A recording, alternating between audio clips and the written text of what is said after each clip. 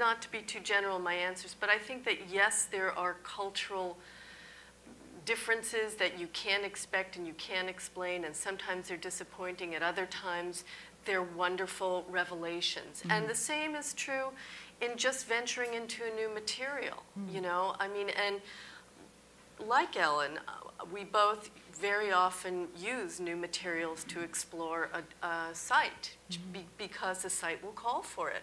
Like, I don't know if you ever used that technology before that you were using on Huntington Avenue, but it's like, wow, that's pretty risky, and that's going to be scary, and that's, you know, that, I guess that's a language in itself, and that's what I'm trying to answer. You know, new material is as much, and putting it in a new space is as much of an introduction of something kind of scary as entering as a foreigner into another land. You know, I think as an artist, you're always doing that as you grow in your practice. And how much you do that, I guess, depends on how crazy you are as an artist and the risks you're willing to take. But it is so much about that risk-taking.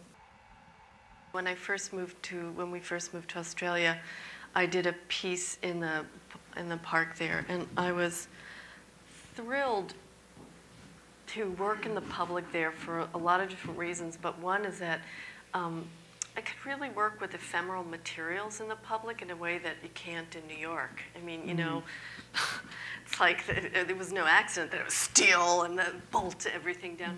And there, there was this temporary public art thing in the park in the middle of Sydney, and I noticed that there were just absolutely gorgeous, gorgeous birds there. I mean, the birds were brazen. They're brazen. They were in your face, and they were pigeons. You know, we're talking, you know, not only minor birds, but those cockatoos would just fly. It's like seriously, intensely beautiful. And so I wanted to do something that again, you know, like with all the work, allowed them to enter. And so I made a gigantic, I guess it was a bird stall. They were two fences that I covered with coconut fiber, which is what the highways down there used for irrigation, actually.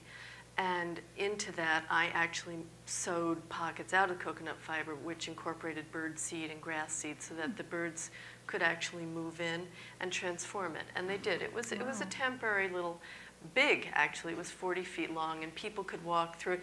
People, in fact, in the park took their horses and they whatever, rode through. It was so amazing because it was like, I can't believe this is in the middle of the city. This is happening, you know. Like, can't do that in New York. But the birds transformed it. And then, I mean, it was really great to work with birds and to have their beautiful nests. But then, sadly, I had to take it down. And I really felt evil. I gave them a little home, and then I was like, okay, out of here. Next. Eviction notice. Yeah. Then I was really the New Yorker coming in. Oh, yeah. You know,